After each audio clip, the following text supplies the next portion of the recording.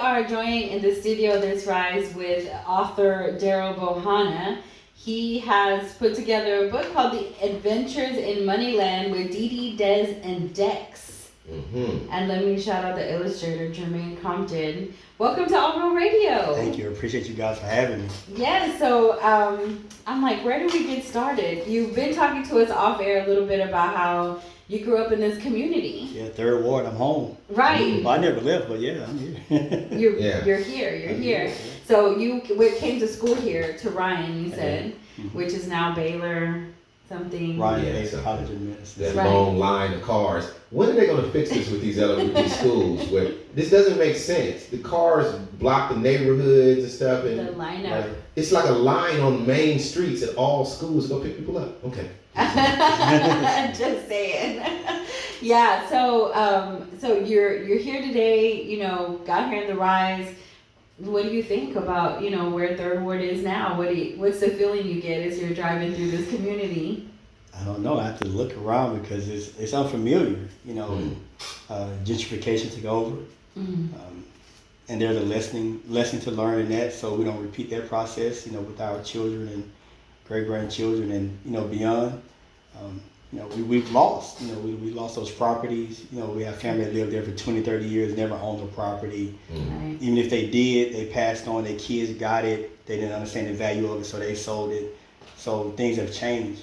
Mm-hmm. Most people say, for the good.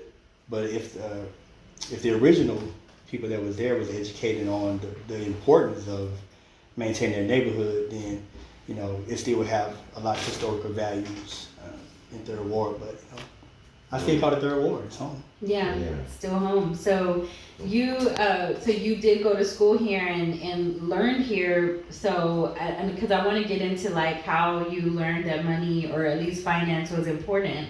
So you're a native Houstonian. Mm-hmm. I am. And you still here.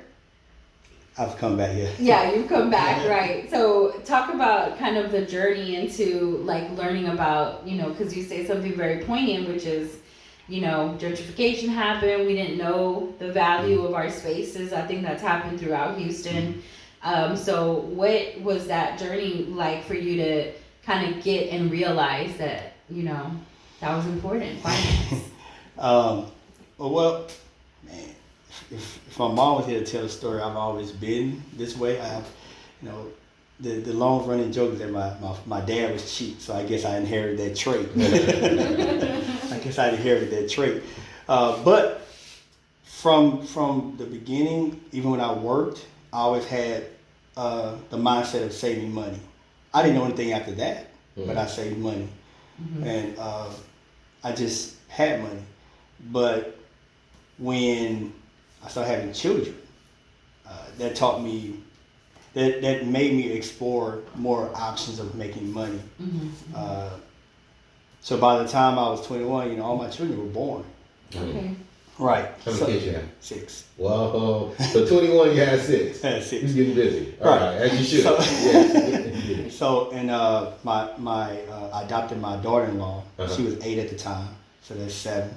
Mm-hmm. Plus I was married. Uh-huh. And so on the military income, you have to figure this thing out. So One thing I did learn, and once again, no one taught me. I didn't start reading until later.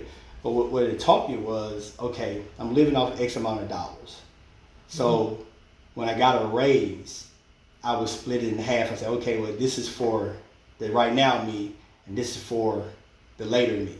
Mm-hmm. Anytime I got a bonus, income tax, anything like that, because I had to figure out, still needed a reserve, but I'm trying to raise a family at the same time. Mm-hmm, mm-hmm. So one day, I had this reserve at, X amount of dollars. It was a lot. And, the bank and the advisor like, okay, you need to go do something else. So I went from savings to mutual funds, and it grew from there. Mm-hmm. So, having children early, and because my mom, taught me how to be responsible, I had to figure it out. And from savings, from mutual funds, then I got into businesses and things like that. And now I'm here, writing this book, The Adventures in Moneyland with Dee, Des, and Dex. So what was your first entrepreneurial push? What was it?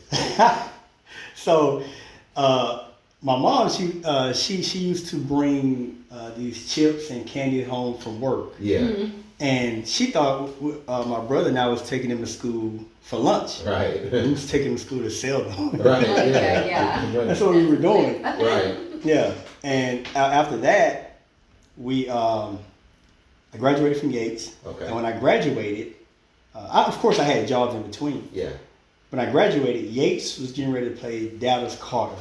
Okay. And I reached out to someone. I had some T-shirts made. It was called the Battle of I-45. So if anyone wanted to ask me, I got pictures. Because I see they still make shirts like that. Really? But anyway, it's not proprietary. But hey, Yeah, it is what it is. Yeah. It's called the Battle of I-45. Myself and one of my classmates, Jermaine, Jared Hardy, we had some shirts made, and we stood out on the corner right there. It was Astrodome still, and we sold T-shirts. Yeah. That's dope. After that, kids started coming, and it was army time, so I left. Right. Went to the military. Sure, yeah. Don't regret it. Where'd you go? Army. The best branch in, He said the best. In case somebody wants to say something about it. So what